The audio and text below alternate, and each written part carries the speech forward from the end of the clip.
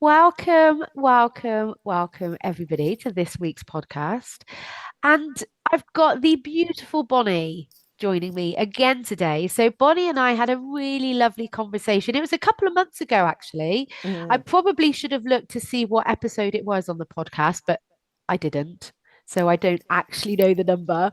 But we were talking in that conversation more about the difference between therapy, um, counseling, psychotherapy like you do and coaching, won't we? yeah. But in that conversation, we tapped on death and bereavement. And actually, that's probably what we're going to talk about mostly today.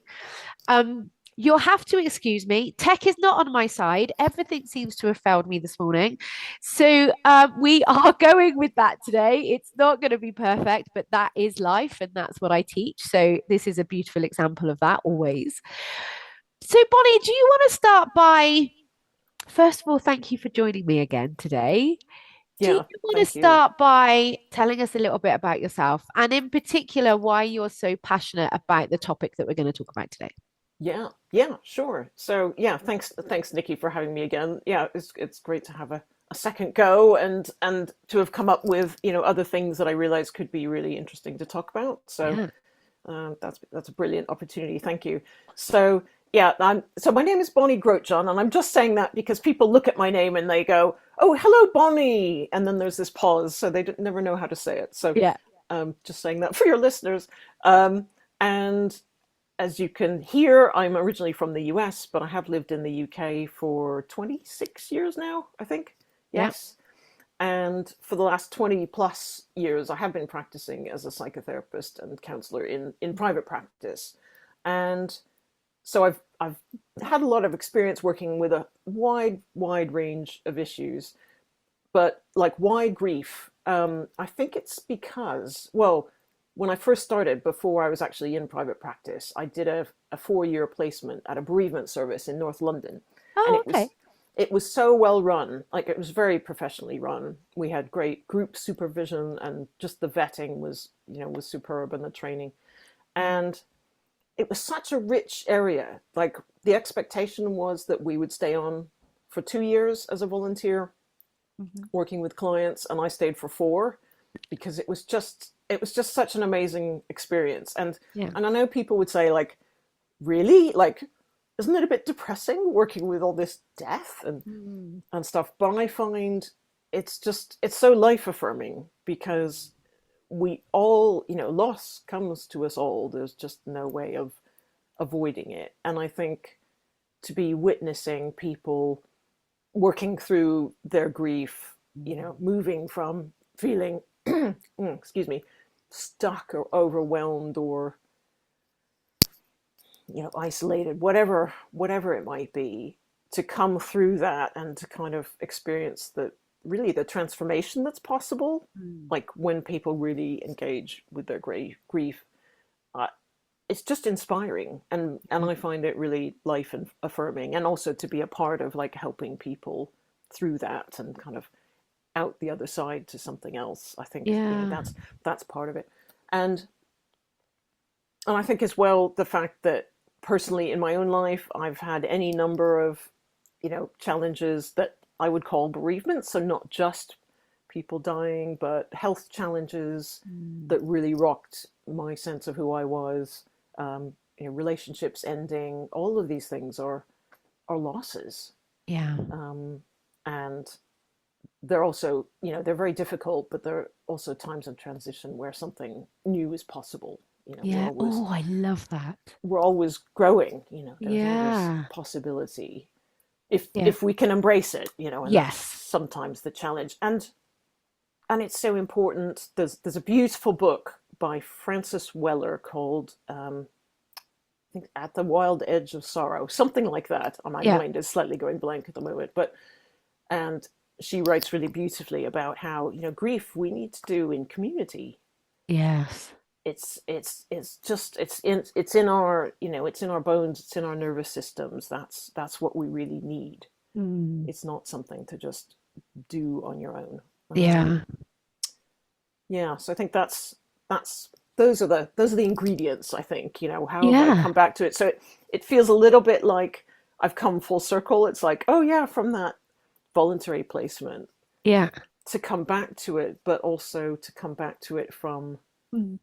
a place 20 years later, Mm. having only added to my own list of bereavements and losses, Yeah. and grown through that. I think Yeah. is yeah, it's just something just feels totally right about it, I guess. Mm.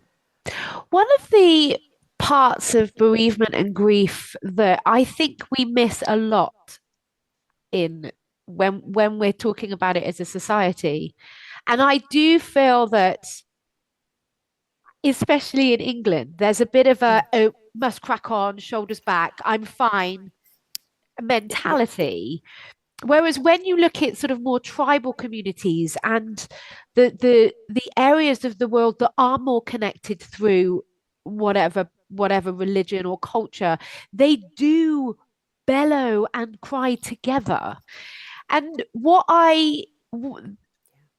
I find with grief, grief is such a pure, appropriate emotion fueled by love. It's because you loved someone so deeply that when you lose them, you want to feel grief. It's because of Mm. love that grief is so appropriate. And I love that element of looking at grief alongside the fact that we grieve for unmet expectations. So it doesn't have to be death. It's just the Yes. ending of something, isn't it? It's Yes. like you said, it's the end of a relationship or the end of a season or the end of a job. Even if you've chose to leave that job, if it's been significant, there will be grief associated to that. Mm. And yet we're all trying to avoid it so desperately. Mm. Mm. Because it does. I mean, it feels.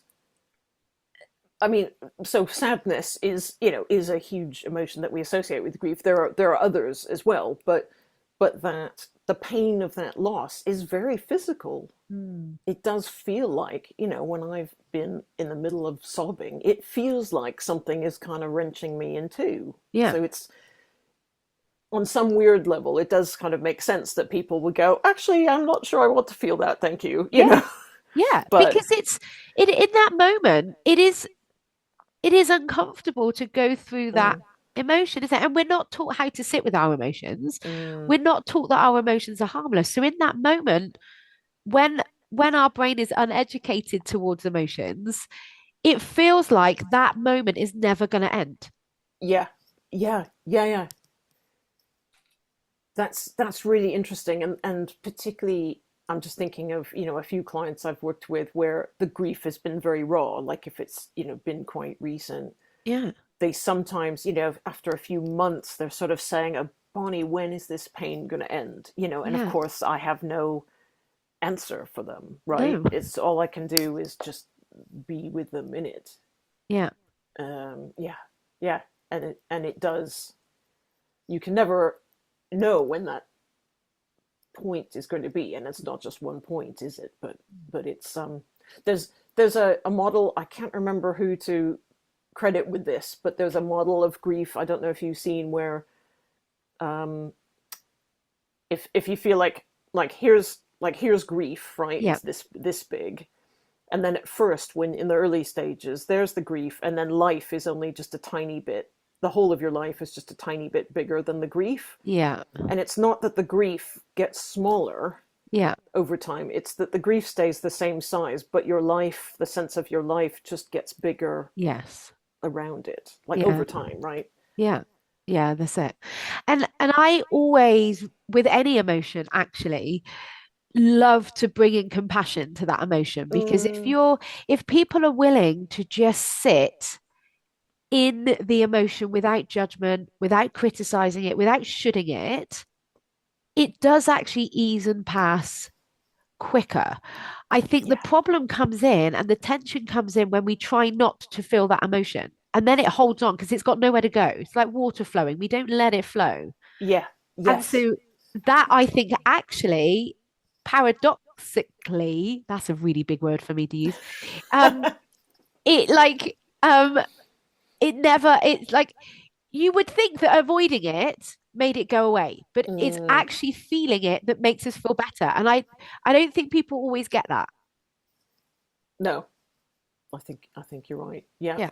yeah. And so the more you feel it, like truly over time, then you start to notice, oh, I didn't well up when I heard their name. Mm, I didn't feel angry at the situation. I did whatever, whatever the thought process is, it once felt fully actually eases quicker.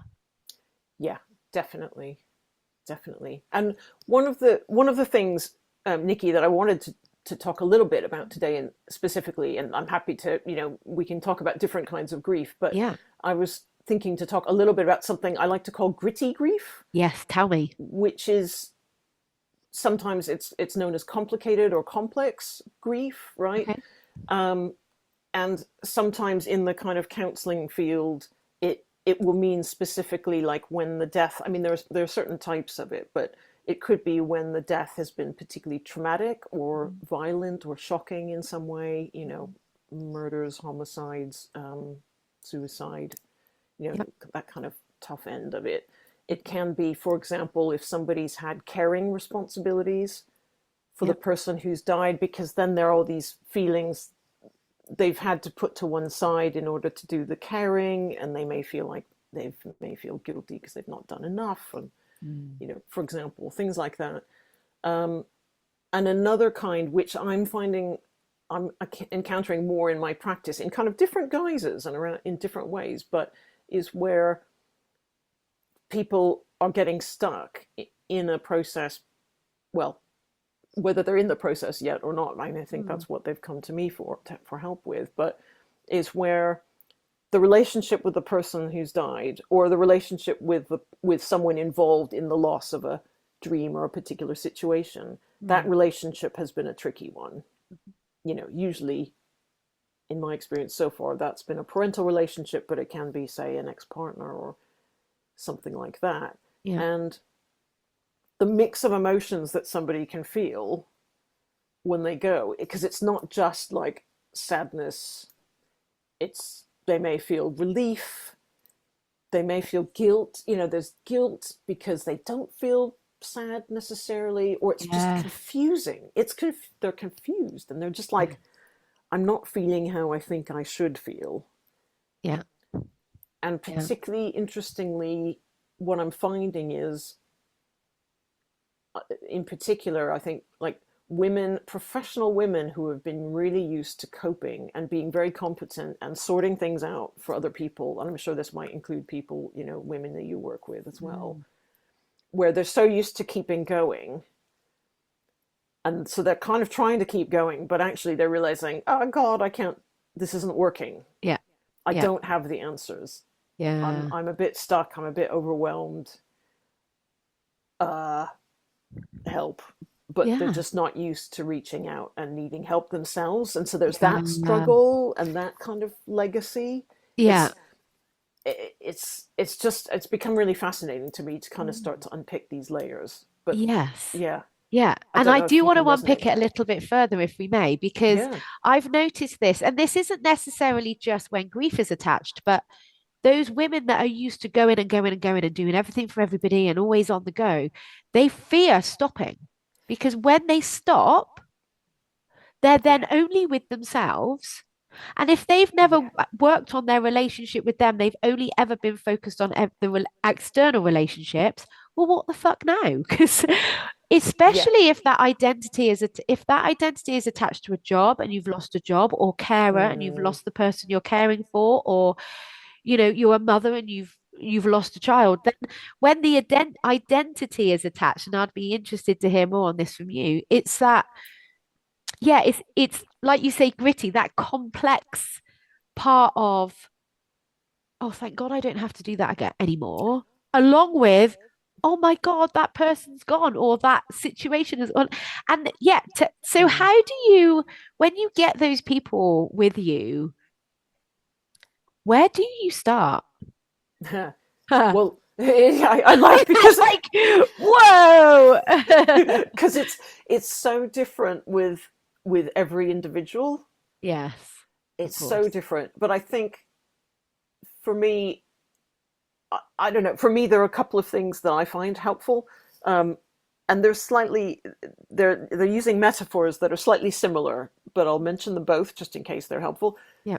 So one is what I call confusion stew, Yes.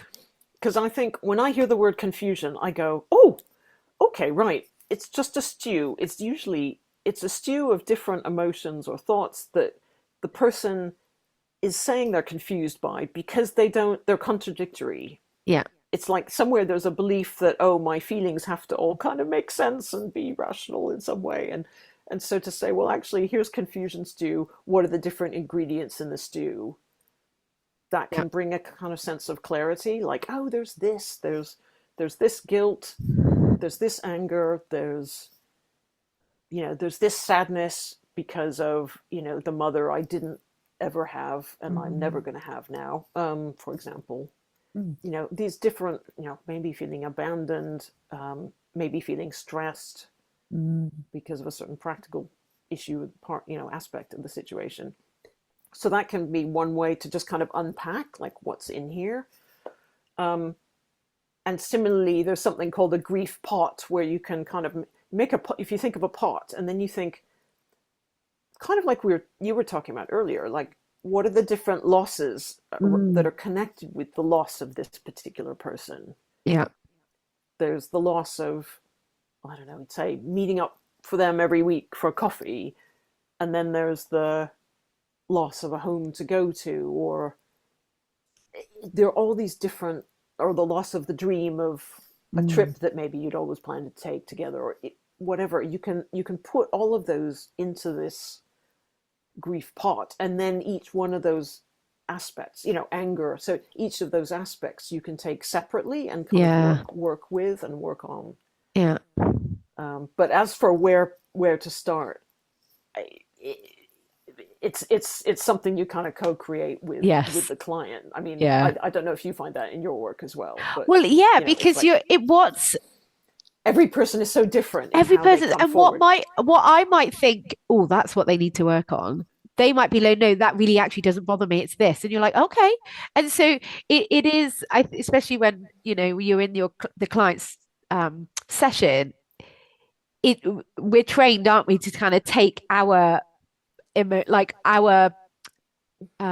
judgment or our opinion out of it and just get really curious about what the person in front of us needs, and that is Yeah, different for everybody, isn't it? yeah, yeah. And I have to say, like, I mean, I find these days I wouldn't say I'm necessarily directive as a therapist, but if I do have an opinion that I think would be valuable, I do share it, but then Yeah. it's ultimately up to the person what they do with it. Yes. So, Yes. there might be times when I think, oh, actually, I suspect this is kind of key here or Yes. something. Yeah. It's a bit of a dance in terms of, at least in the way I work as Yeah. a therapist. Yeah. So, No, it is the same with me because I'll sort of say to people, I'm getting a sense that even though you're saying this, I wonder if this is happening. yeah. And then they're like, oh, I hadn't even considered. And then, yes, that's exactly what's happening. So I think Mm, with this comes up a lot with anger and frustration. mm, When someone is really angry about, especially I think if a loss has happened suddenly, mm, um, if maybe I would imagine, fortunately I've never had to deal with this, but I would imagine when it's death by suicide there'd be a lot of mm, anger attached to that. Anger and yeah. frustration is generally a protective mechanism, Mm, and so we look at, okay, well, what is that anger protecting you from? Actually, it is the pain and the mm, vulnerability. Okay, so mm, let's talk about that. And I when we're in our own heads, we don't have that helicopter view of all the different mm, things happening, isn't it? Which is why it's so powerful to go and talk to someone, regardless of their label. mm, It's having that conversation with someone that is very lovingly going to be able to show you all the different bits that you can't see at your angle. mm, And I mm, think that's such a powerful gift to give ourselves, especially in a transition, whether it be grief or, end of mm. life or end of job or end of relationship or end of season. Yeah, yeah.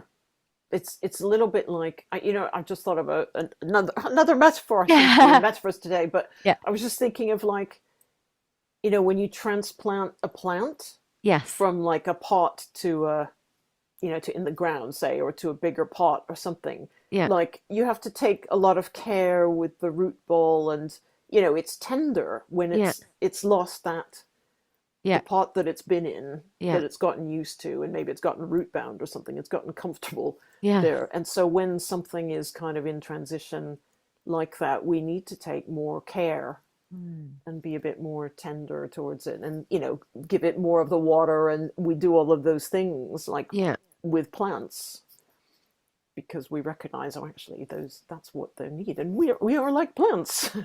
you Well, know I love that tender. Because I always say mm, compassion or kindness, but actually tender. You think we can be tender to that part of us that's going through that emotion at that point, regardless of mm, it, whether it's anger, frustration, sadness, relief. It doesn't matter. yeah. We can be tender towards it, and I just think that's a really actually beautiful way of describing what people can do. And but it's interesting. I mean, when I think about, again, the kind of clients that fit in this kind of category, particularly around the gritty grief at the moment, that I'm finding is often they may not have necessarily learned how to be tender, Mm. in a particular way. I mean, maybe they've been tender towards their children or Yeah, whatever, but something about with themselves, like you were saying about the relationship with themselves, if yeah, that's really foreign, yeah, that's a whole skill that needs to be kind of modeled and taught in the absolutely. process. Yeah. And I actually think that's probably one of the biggest things I teach, regardless of the Mm, circumstance. And what yeah. fascinates me is that people can do it with babies or children, or if they're not into people, they can do it with animals. Like if they met, if Yeah. someone's not really a people person, they would be so tender with a puppy, or they would be so kind to a cat that was freaking out.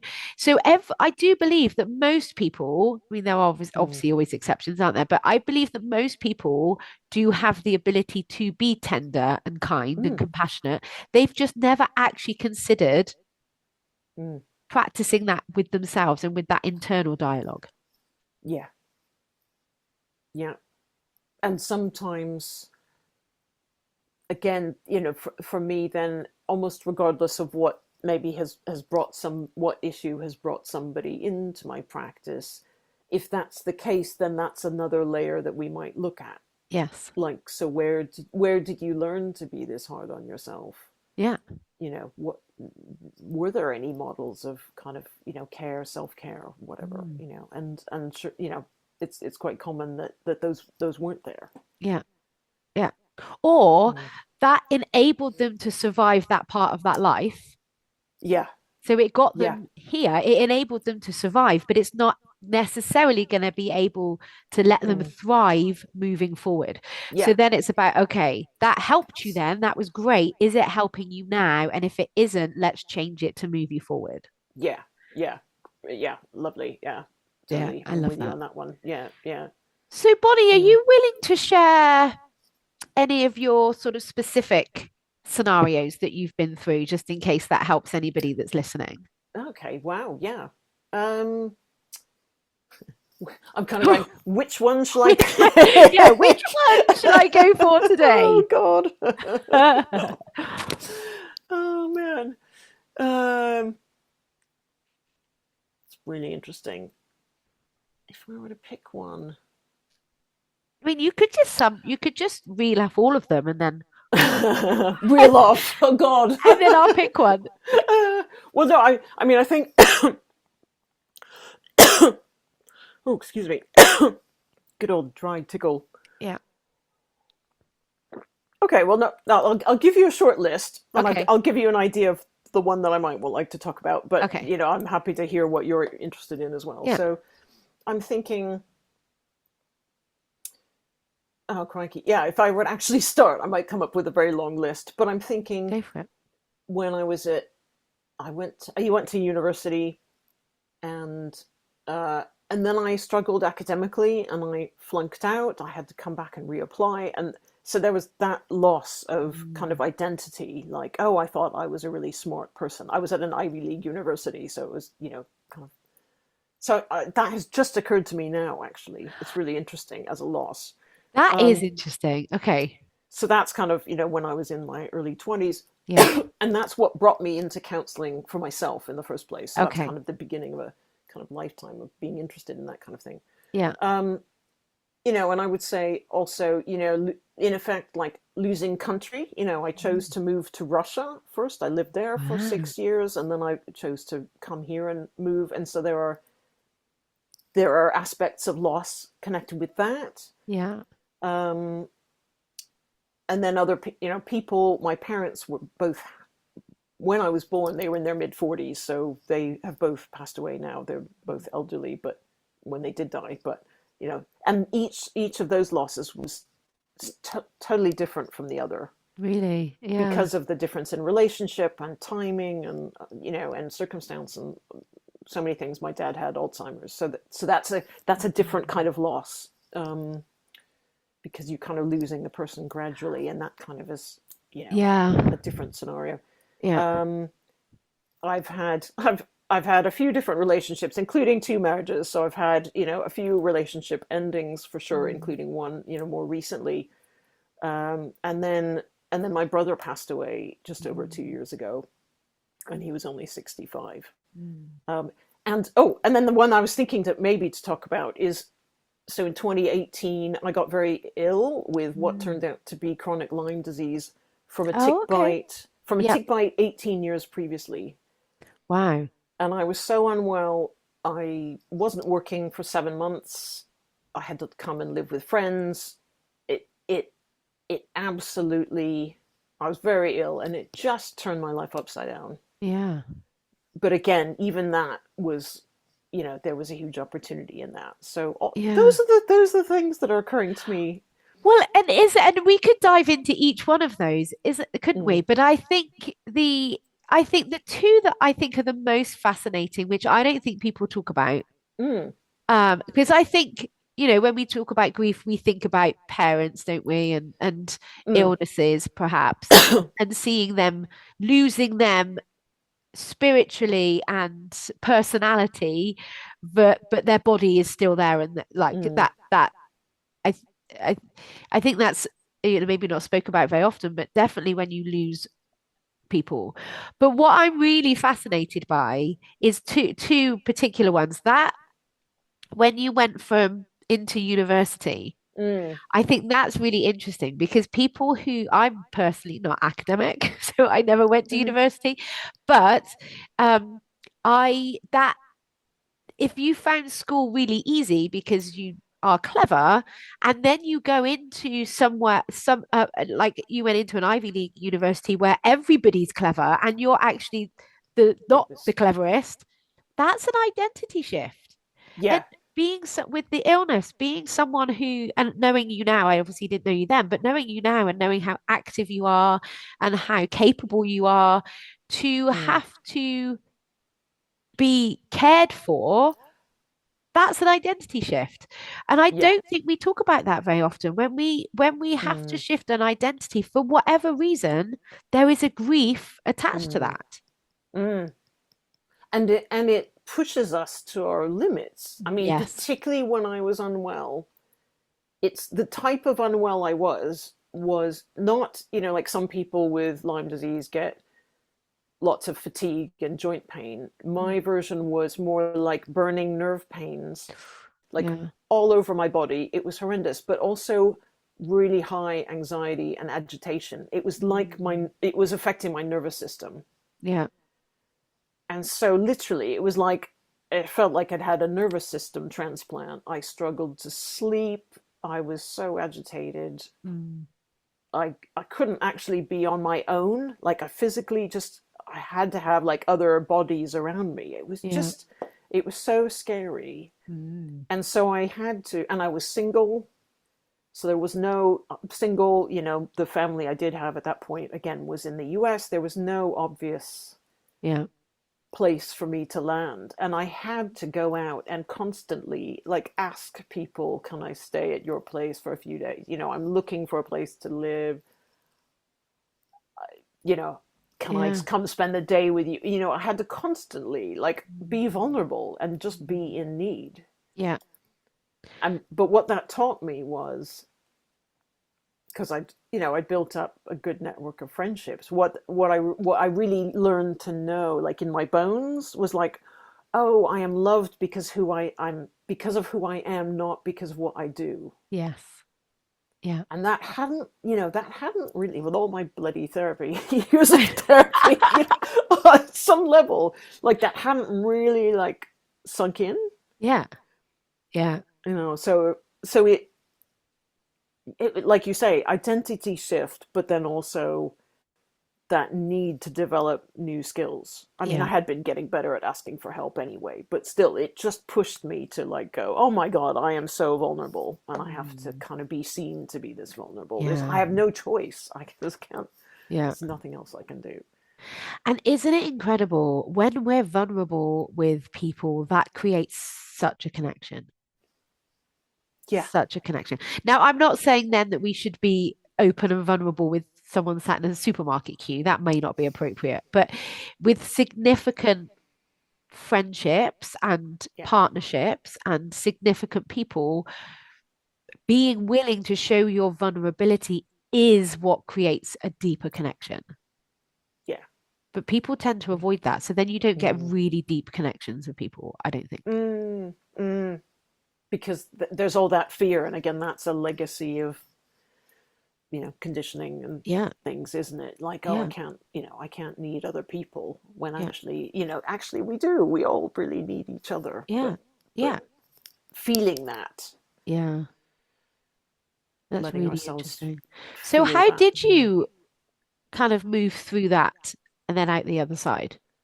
Wow. I mean, cranky. I remember, funnily enough, my therapist at the time reminded me that just before all that had happened, I'd been planning to stop seeing her as a therapist. Like, we were kind of coming to the end of our work, and then this happened, and it was like, Yeah. it was mad. So, yeah, so I definitely had lots more therapy with her. And it's so in that case, I find sometimes people don't necessarily understand, like, therapy isn't always about like delving into your deepest, darkest past, or, Yeah. patterns or whatever. It's just sometimes a huge support for like current living. Yes. And I definitely found that, as well as I think we did do some deep work together, Yeah. actually. Um, so that was definitely part of it. I mean, I got great medical support. I had to go privately, which was that was a whole thing. Mm. But and I just put things in my life. I really paced myself. Mm. I think, I really kind of learned to say no to things that just weren't going to serve me. Yes. It just, God, it gave me so much opportunity to practice that muscle. Yeah. And I mean, and I love that you say learned. Like it oh, really is a skill to learn to say no with so much love yeah, and set boundaries with love. It is a skill that no one teaches us. yeah, exactly. And it was like my nervous system wouldn't let me not do it. Do you know what I Yeah. mean? It was, because if I'd gone along with stuff, it just would have, Yeah. I would have just been on the floor. So I literally, like, I was very sensitive to stimulation, like Mhm. the worst part of when I was most ill. And so sometimes I literally had to say to people, I'm really sorry, I just need you to stop talking for a bit, Yeah. because I just need some quiet, or I just need some digesting time. Yeah. And I had to say to people, I'm living with a different nervous system, Yeah. because no one would be able to tell on the outside Yeah. necessarily. Yeah. Or, no, I can't watch anything even remotely scary. Any TV needed to be absolutely, soothing. Yeah. That was the only thing I could really tolerate. Yeah. Yeah. It makes Yeah. me chuckle because I quite often have to say to, not quite often, but I have to say to Johnny, because my husband is very high energy. And sometimes I have to say to him, I just need you to be quiet now because I can't. Right now, I don't need this.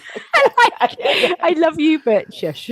Yeah, yeah, yeah, yeah. Exactly. I Please, know. please I stop know. talking, or please stop dancing in front of me because like this energy, I'm like, Yeah. not at this particular moment. Yeah, Yeah. it Yeah. is funny. Somebody, I remember one friend who I'd asked, oh, can I, can I come just hang out with you for the day? Doing separate things, but just again, that was in that phase where I just Yeah, needed to be in a room with other people. And he said, okay, well, I could come down on my motorbike for you. And I said, I don't think so. yeah, I think yeah, I'll pass on that one. yeah, yeah, yeah. A bit loud. Yeah, it's funny. Yeah, yeah. So, So is I there think, yeah, any and again, relying. I'm just thinking, relying on people, to just a much larger extent, and being open. Like when I posted out onto my choir Facebook group saying, "Here, I'm looking for other places I can live, or stay for a few weeks at a time." And Yeah, somebody came forward and said, "Oh, actually, we love having people share our house, and brilliant. you'd be welcome to stay for a number of months." And it was just, I didn't even know them Yeah, hugely well. yeah, that's so lovely, isn't it? Just amazing. And I think what's so beautiful about that particular scenario is we can get so caught up in the negativity of life, can't we? And Mm, how people are bad and all the like evil things that are happening in the world. And and yet there is also so many beautiful people that are helping that we mm, don't really notice because we're also focused on the negative. And that's a really beautiful example, isn't it? Of someone who's willing to invite someone they don't really know into their house and share space. And I just mm. think there are some really amazing humans in this world, aren't there? Yeah, yeah.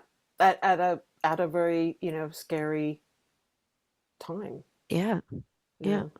yeah, Um, and I think for me as well, I'm just thinking, having mentioned about transformation, the yeah, possible transformation of loss, times of loss, was, I'm just remembering again that I think that whole experience just gave me a totally new appreciation for my life. yeah, Like, I can't take it for granted anymore. Because I did think I was going to die. yeah. The sensations that I was having were just so bizarre and scary Mm. that I was certain that it was, there was something really terrible going on. Yeah. So yeah, it somehow just increased my kind of sense of, right, life is for living. We've got Mm. to grab it with both hands Yeah.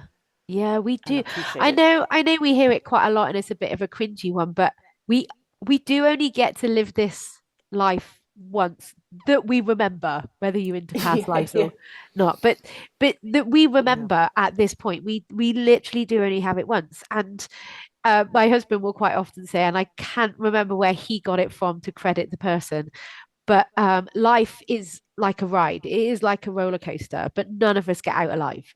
Yeah, yeah, yeah, yeah, None of us exactly. get off Uh, alive. And so you just think it is so true, isn't it? And I think if we can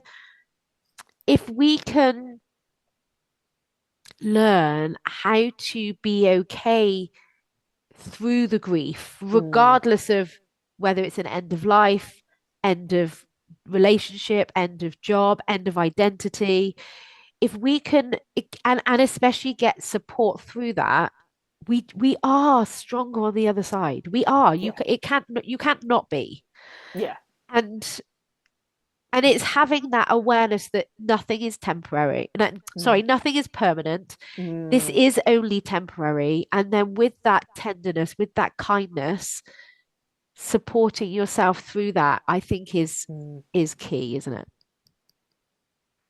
yeah, yeah, definitely, definitely. And one thing yeah, again, some of your listeners might find helpful that I've created Yes. recently. I have to admit, it's not. It's a free download, and it's Amazing. called "Staying Strong in the Face of Grief." Nice. It's like a resilience building toolkit. So it's a reflective workbook. Yeah. stroke toolkit, because there are some ideas in there as well about how, things that you can do to support yourself, when there's grief, or when you're facing into grief at some point. Yeah. It's graphically, I would like to improve the look of it, but I'm happy with. I mean, it's good enough. Do you know what I Yes. mean? It's like Yes. I'd rather have this thing get out there and for people to be using it and Yeah. Then trying to, benefiting from it than trying to yes. make it look flashy and whatever. So that's And no one something I has it. can. Yes. Yeah, I can give you Absolutely. I can provide a link to that That when would we be finish. brilliant. Thank you. Yeah, we'll put it in the show notes below, along with any other links that you want us to for people to find you. We can Hmm. post all of that in the notes below so people can come and find you and download that. That's Yeah, an amazing tool. Thank you for that. yeah, great. Was there anything else that you wanted to cover that we haven't yet spoke about? Um, Let me have a look. I'm just going to have a Yes, look because at you my. you came more I prepared did. than I did. Unusually, yes, I did kind of think, because I did a webinar last year about complicated grief, and it's Mm, something I will run again. But I did it. When was that? That was early October, and I've kind of my life has had a few transformations since then. So I really wanted to go back and go, oh yes, what did I talk about, and what yeah. was, you know. So I'm just having a quick look, and then I scribbled down a few notes just before today, because I just knew, just knew I have menopausal brain. So um, Yes. I Me think too. actually we've covered. Well, there were three things I was thinking of actually making sure to kind of, you know key takeaways that I thought would be Yes. useful, and I think two of them actually we've mentioned already, like about the possibility that grief can be transformational, if we let it, Yes.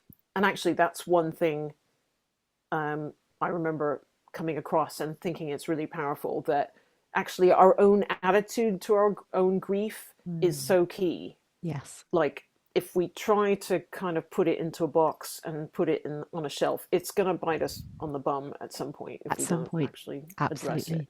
Yeah. So that's so important. Um, the other one I think we've kind of covered is about, like, reaching out for support. It's not a weakness; it's actually a sign of strength, Yes. which I think we would both agree with. And then just the last thing I just want to say is, I think it's really important to go, whatever anyone's experiencing in grief, whatever emotion or thought or combination of those things, it's absolutely, like, normal. Yeah. It's all okay. Yes. Yeah. And I think, And you are not, no one is alone yes. ultimately in Yeah. what you're going through. And I think that is actually a really key message when someone's sat at home and they've got the confusion of emotions. I think it can be very easy to sit and think, oh my God, no one else does this. This must just, there's something wrong with me because I've got that stew of confusion and relief and guilt and shame and anger and sadness and fear. And I think when you actually come and speak to someone, and I think that's when group environments can be very Mm, powerful, just to hear someone saying exactly the same thing, that relief that you're not the only one mm, can be, that in itself can be just all you needed to hear, mm, you know? And yeah. I think we do, we make it mean that we are the only one that, and then we must be bad for having feeling relief or feeling anger or feeling, you know, even excitement. I just think, Oh yeah. especially if, and I think about this for people that maybe have lost, partners, their what Mm, they thought was going to be their life partner.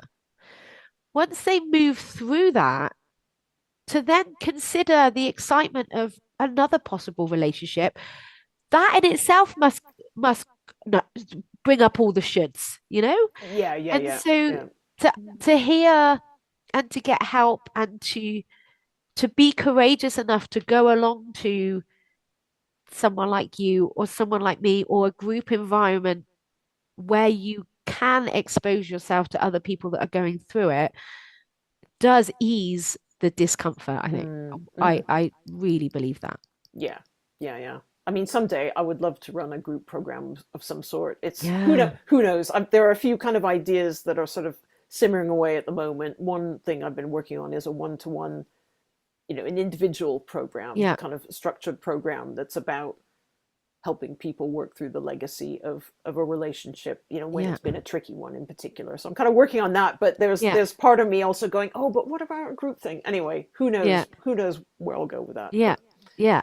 That's it. But in it's process, yeah, incredible. Well, thank you, yeah. Bonnie, so much for coming to talk Oh, to me. I yeah, no, as when always, I really and whenever I see you, I always really enjoy your energy and I love the way oh, that you're able to describe things. So thank you so much for coming on and sharing with me today.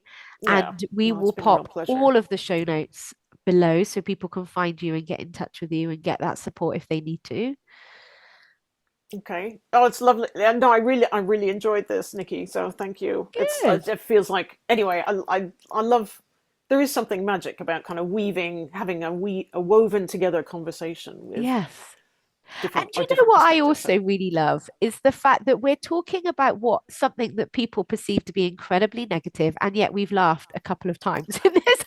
Do you know what I mean? totally, It doesn't have totally. to be a heavy subject. It No, doesn't have to be.